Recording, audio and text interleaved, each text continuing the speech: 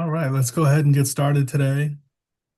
I want to say thank you to everyone for joining us. And if you're not familiar with SCORE, my name is Dan Reed with SCORE Maine. And if you're not familiar with SCORE, SCORE is a small business partner of the Small Business Administration. And we provide one-on-one counseling and mentoring to small business owners across the nation. And we also put on small business workshops just like this one. Here in Maine, we have over 100 mentors and we put on over 8 to 10 workshops a month. So if you are a small business owner and you're looking for help in your business, we can certainly help you as all of our services are free, including workshops just like this. I want to say thank you to the Maine Technology Institute, who is our main fiscal sponsor for our workshops and has sponsored this workshop, which lets us bring this workshop to you free today. So thank you to the Maine Technology Institute. And I would also like to say thank you to Danny Nemeth, who's a SCORE mentor and an expert in HR and a trusted HR consulting. And I'm going to pass it over to her to kind of do a little bit more of an introduction and get us kicked off today. If you have any questions, please feel free to put them in the chat or ask them as they come up and we will address them. Thank you, Dan. So good morning, or good morning. I guess it's afternoon. So good afternoon, everyone. Again, my name is Danielle Nemeth, and I am an HR expert. I've been in the industry for over 25 years, and I've seen it all. So, we'll talk a lot about what is needed for small employers and what I recommend for small employers when they want to take that next step into hiring employees. So we will start off. We've already covered, Dan's already covered this section as far as putting your name and your the nature of your business, and if you have any HR questions into the chat, we'll answer them at the end of the session. And the session should take about half hour to 45 minutes. Again, my name's Danielle. I have over 25 years of experience. I'm educated in HR. I'm a SCORE mentor. It's one of my favorite jobs in the whole world is to mentor new businesses. So today's agenda is going to include registering as an employer. It's going to include the cost of hiring. We're going to talk about legal requirements such as handbooks, posters, payroll, and classifications. We're also going to talk about the hiring process and what the onboarding process looks like. So when you are ready to hire an employee or go into business, the first thing you need to do is get an EIN number, and that's totally free. You just go to the IRS.gov website and you just apply for an EIN number. When you get that EIN number, you want to protect it because it is like a social security number. It's the number of your benefits, and it's also the number that links the IRS and the state on how you pay when you pay employees, and it kind of brings everything together, kind of like what our social security number does. Then when you have that EIN number, you want to register with the state. In our case, it's the state of Maine, but I know we have somebody else that's out of state. So you want to register with the state. And then, the reason you want to register with the state is because you want to get the unemployment tax IDs ready, just in case you have to pay unemployment, or be updated with any laws. They'll send you updated law information on laws as well. And then, of course, the state of Maine requires you to have workers' comp insurance for all your employees. That's just one employee. So if you do hire an employee, definitely think about getting workers' comp. And that coverage would need to be obtained before their first day on the job. So when we talk about hiring an employee, we talk about the salary. That's kind of the biggest thing. Like, how am I going to afford the salary, or can I afford the salary and what I'm going to pay? But there's also other cost considerations to consider when you're looking to hire. One of those is obviously the base salary or the annual salary. What are you going to pay for hourly rate? But then it's also classifying the employee. Are you going to classify them as exempt or non-exempt? Are they going to be eligible for overtime or not eligible for overtime? pretty key decision right there. And you have to be careful when you classify, simply because if you classify the wrong way, you could get yourself in trouble with the Department of Labor. And there's a little test that helps determine whether an employee is hourly or salary.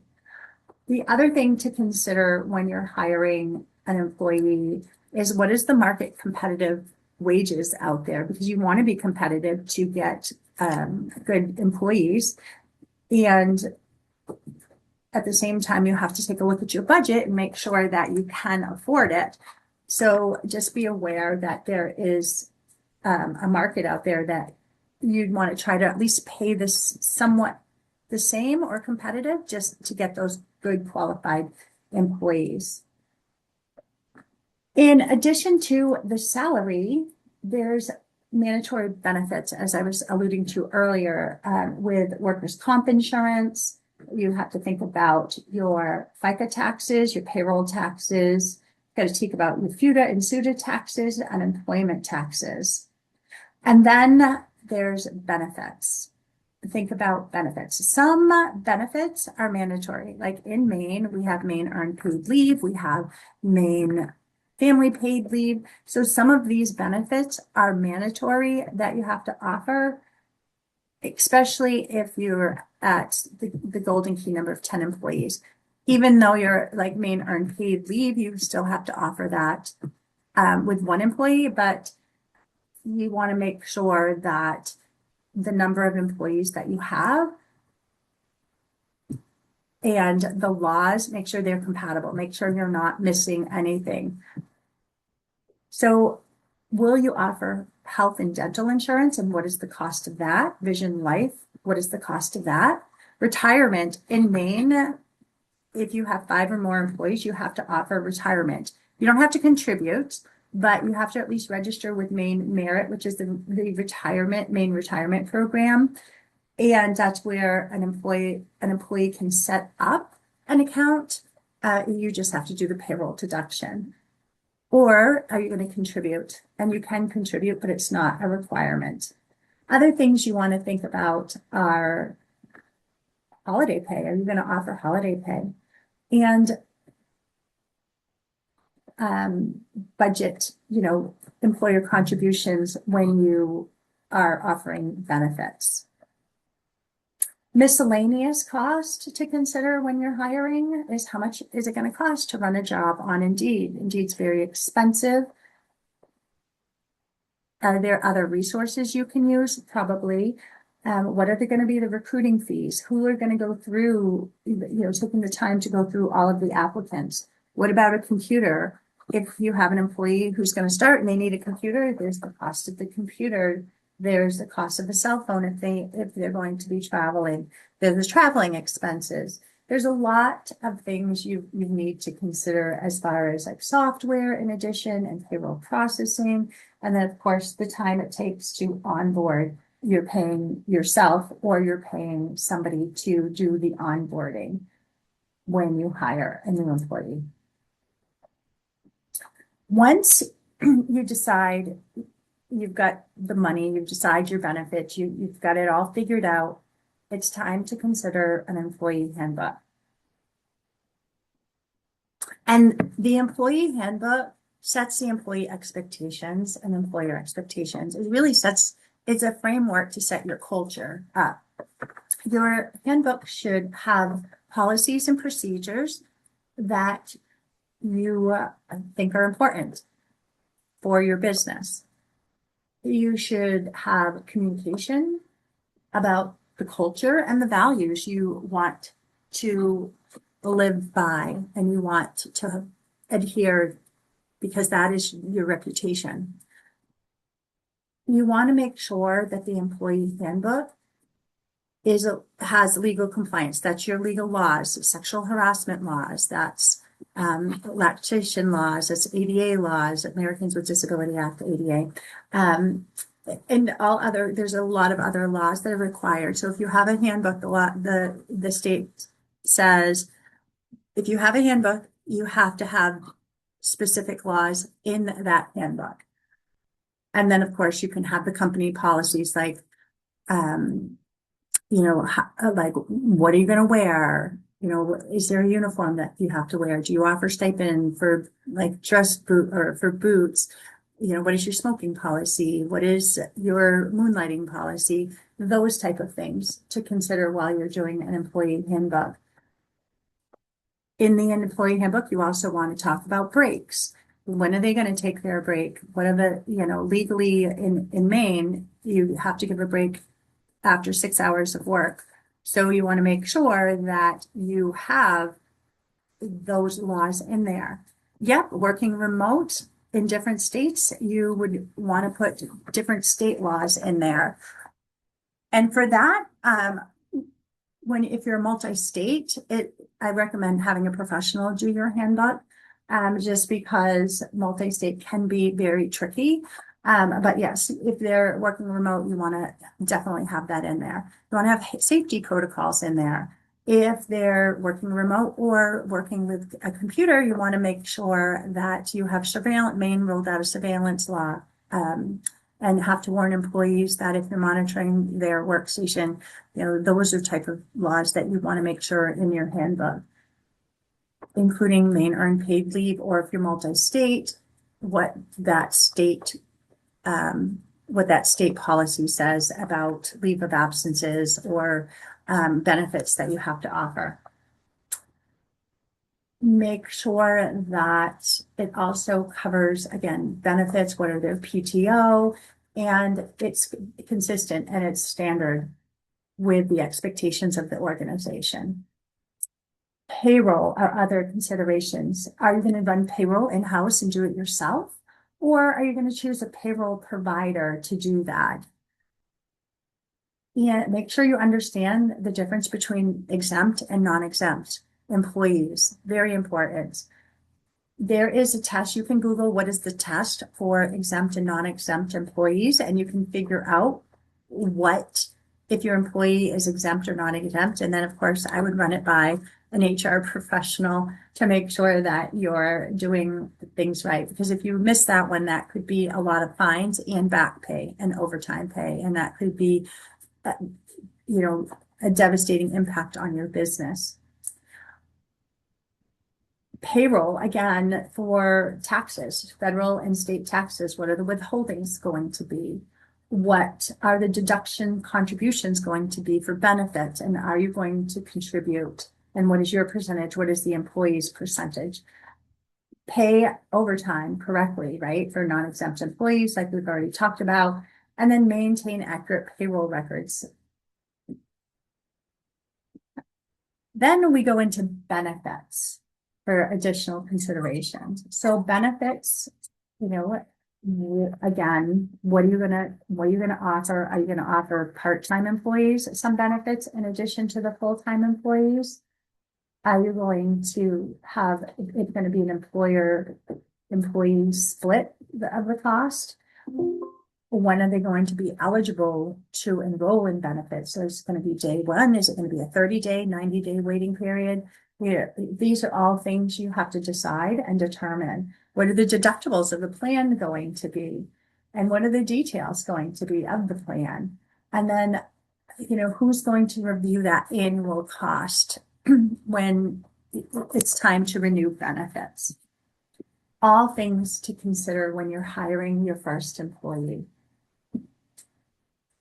And I'm sorry, I'm getting over a cold, so there might be some hesitation on my behalf.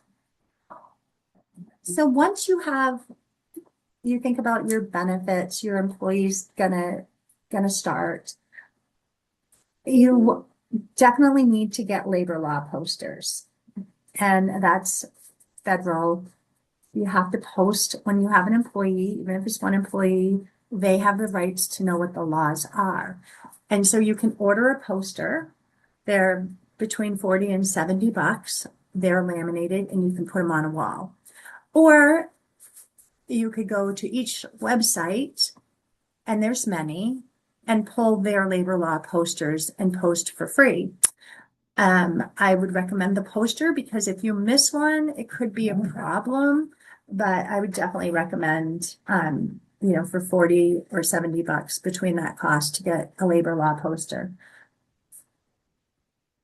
When you get the labor law poster, there's a couple of laws that are required. You're required to put your name and phone number on. Sexual harassment is one, wage and hour, child laws. Those are ones that you need to have your name and phone number and address on of who to report. So if somebody wants to report a sexual harassment case, they can go to the poster, they can look at the name and phone number and have a contact information there.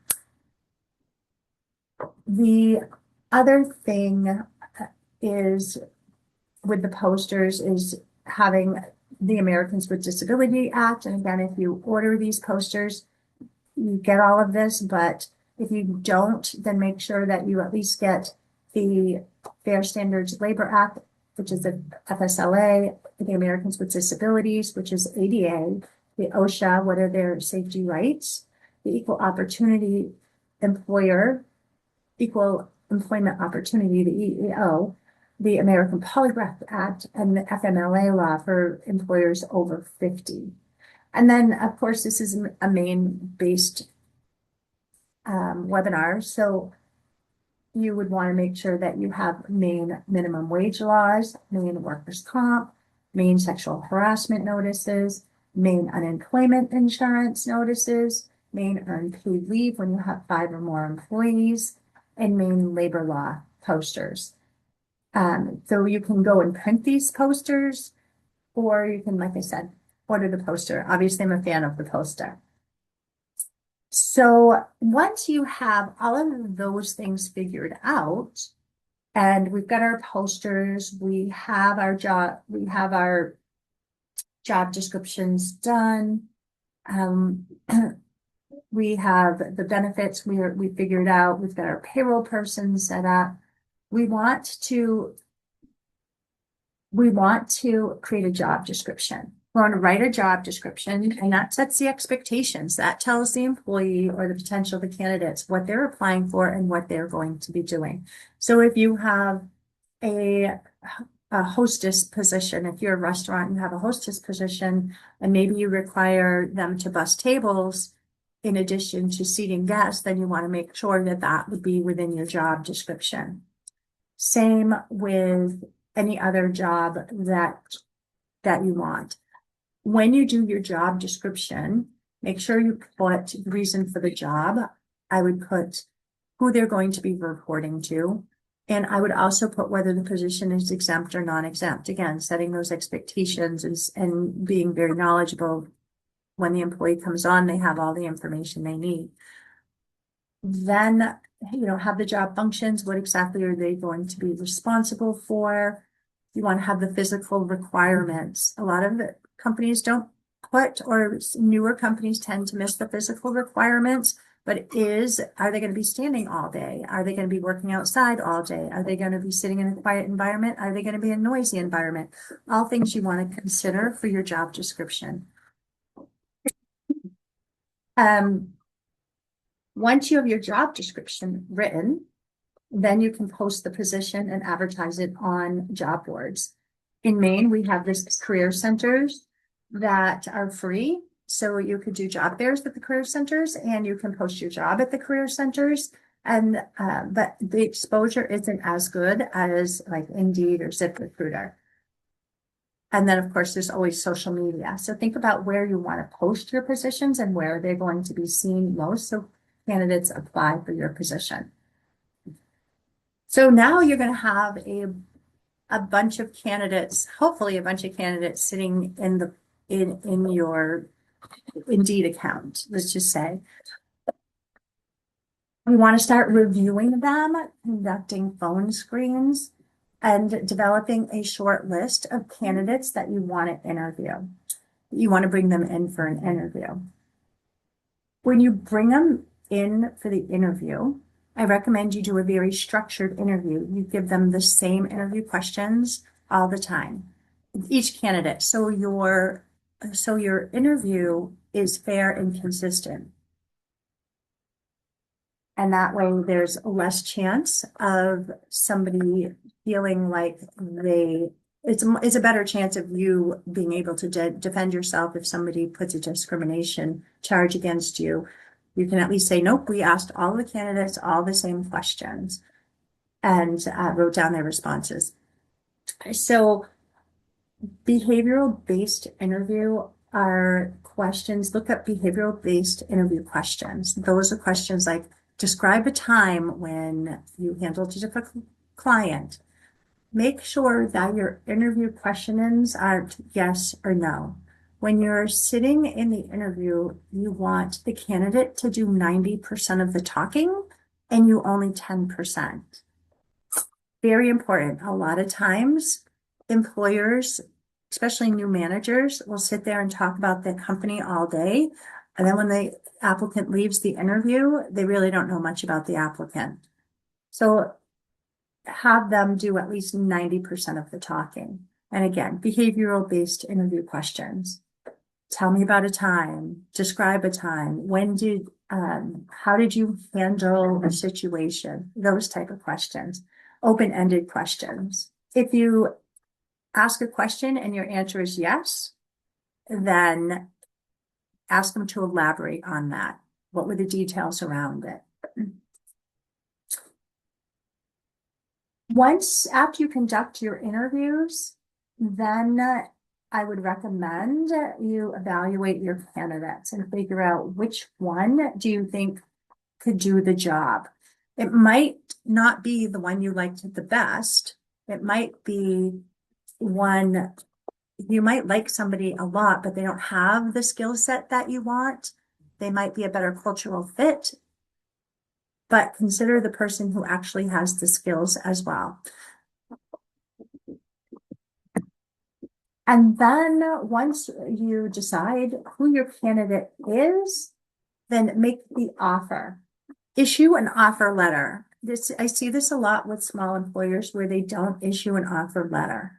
The offer letter is important because it tells the candidate when their start date is, what they're going to be paid, who they're reporting to, and what to bring on their first day. And in some offer letters explain benefits. And so it's kind of like it sets the expectations that you're a very structured, organized organization. So you give them their offer letter, and then I would give them their job description and have them sign their job description. You want to keep a copy of their signed job description. So that way, if they come to you 90 days down the road and they're like, this isn't what I signed up for, this isn't the job I did, they signed their job description. They should have read the job description and they should have signed their job description. So recruit wisely. You know what? One bad hire can cost you a lot of money. If you think about everything we've just talked about, from the process of deciding all of the benefits, the workers' comp, the length of time you spent developing a job description, the length of time you spent interviewing them, going through candidates. Think about all of those things, which is why you want to hire the right person.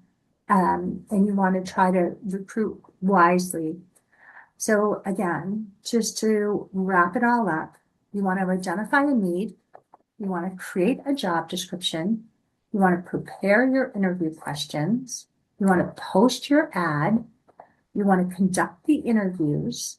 You want to select the best candidate for the position. Negotiation and acceptance offer. We didn't talk about that. You want to negotiate their salary.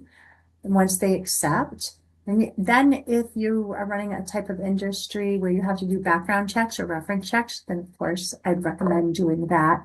And then you're going to onboard the candidate, get ready for their first day.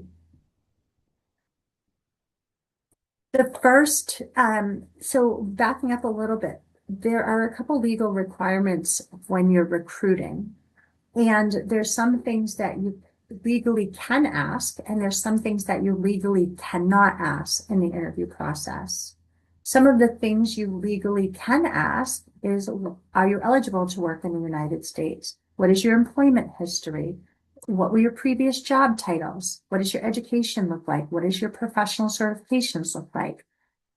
What is your desired schedule look like?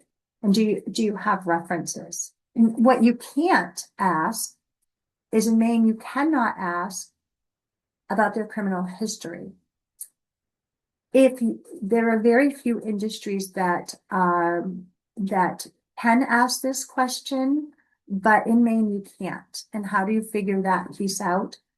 You would have to extend the offer, do a background check, and then of course the offer would be contingent on a background.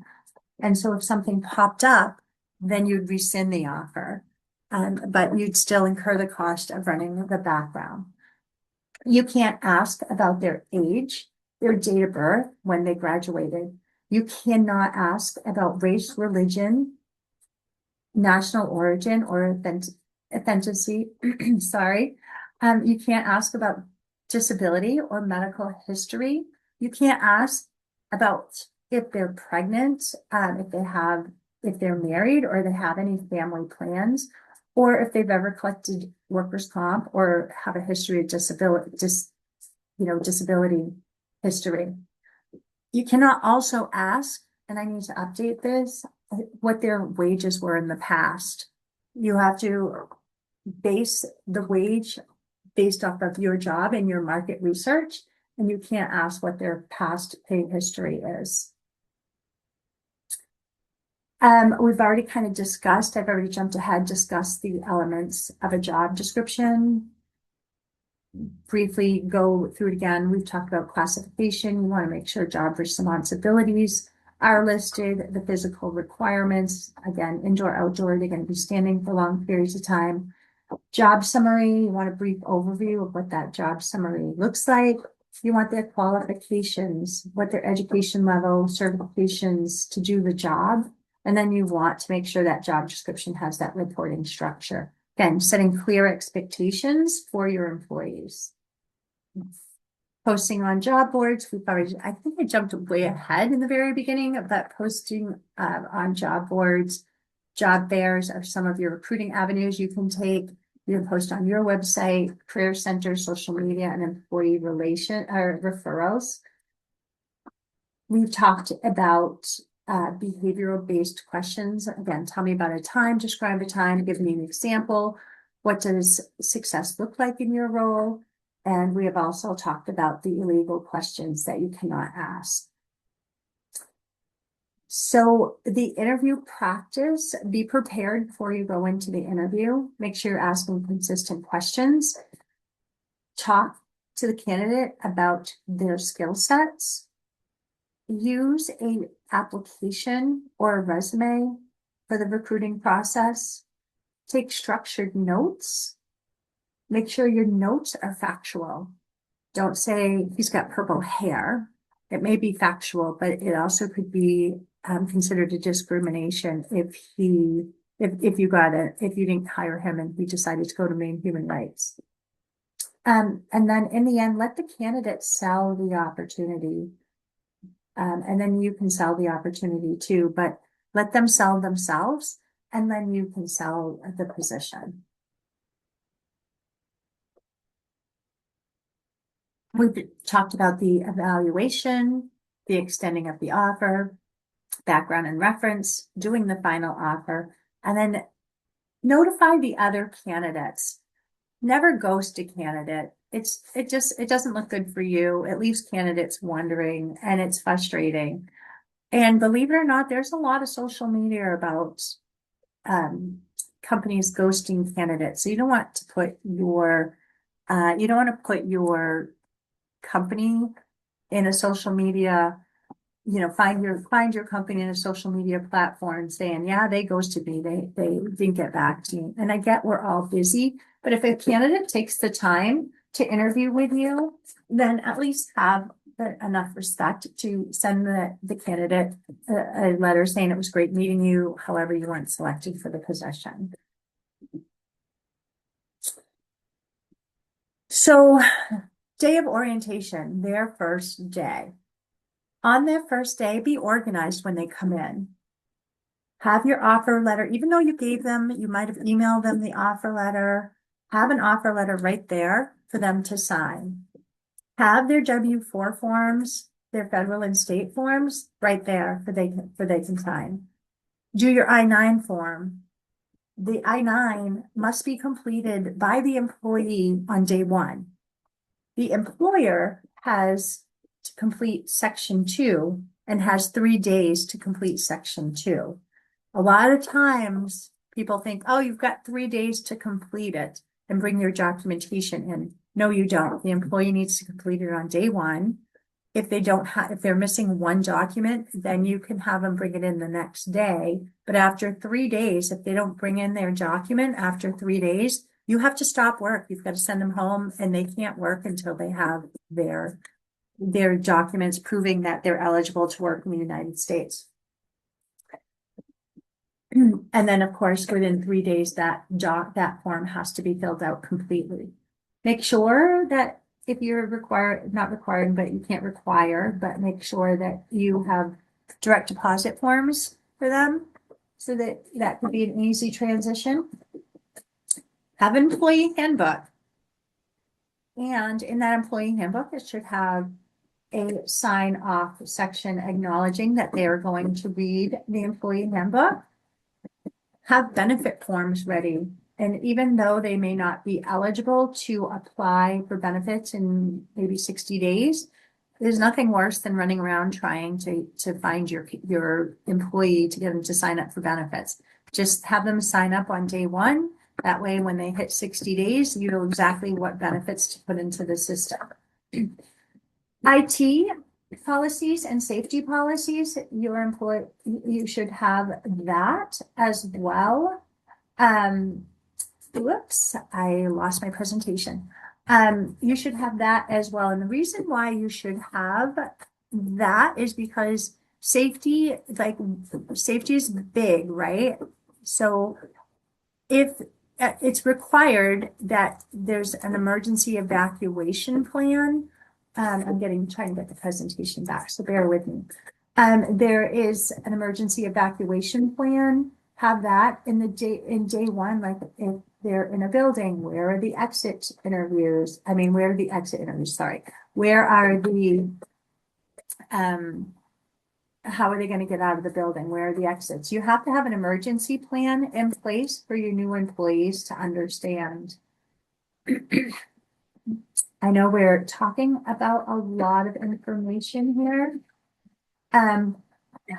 Make sure you have a training plan structure for them as well. Have them have a 30, 60, 90-day plan. Check back in with them at 30 days. Are they meeting expectations? What else can they work on to get you where they want to be to do the job that you hired them to do? And then have a 60 and a 90-day plan ready for them. Do follow-ups, check in on them.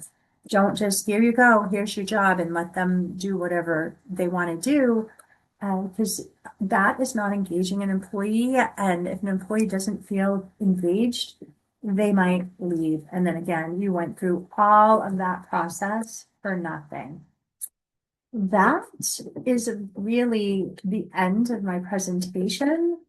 So we talked about everything from what to think about, what to get and what to do prior to the employee. We talked about the first day.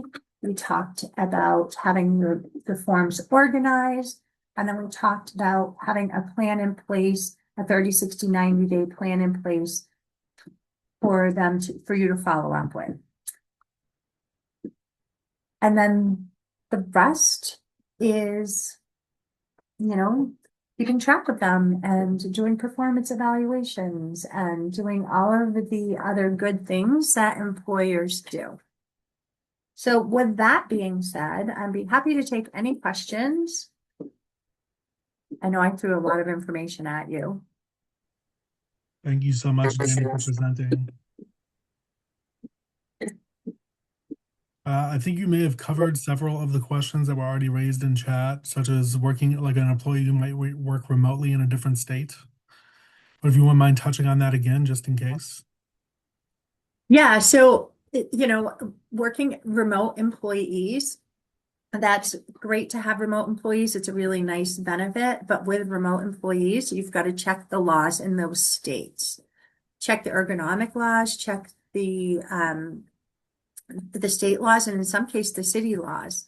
I know that, like in New Jersey, they require an employer to provide short-term disability insurance.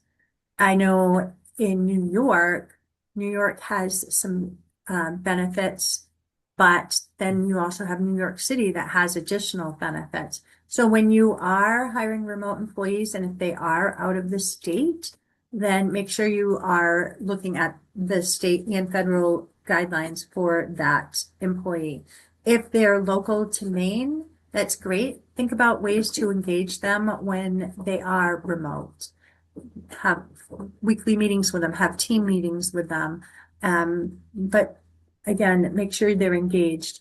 And like my presentation, all of things that we did and talked about as far as the structure of of the job still needs to apply for remote employees, such as job descriptions, handbooks, such as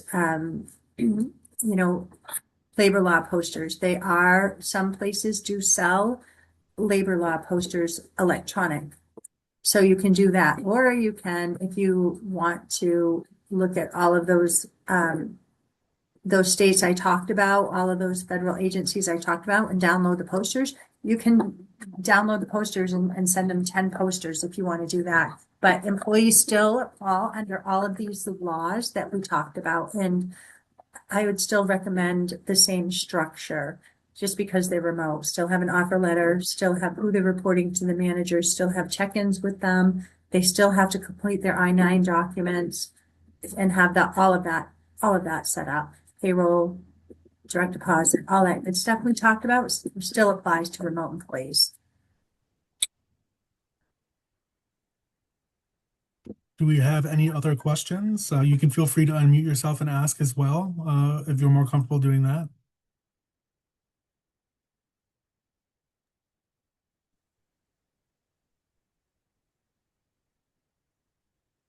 I guess that's it. Yeah, I don't see anything else in the chat. So with that, I will say thank you again, Danny, so much for presenting today. That was wonderful. I will send out the recording and the slide deck in a follow-up email. So if you're looking for the recording, be on the lookout. I'll send that out probably in the next day or two. And thank you everyone for joining us today, and I hope you have a great day. Bye-bye. Thank you so much for attending. Bye, everyone.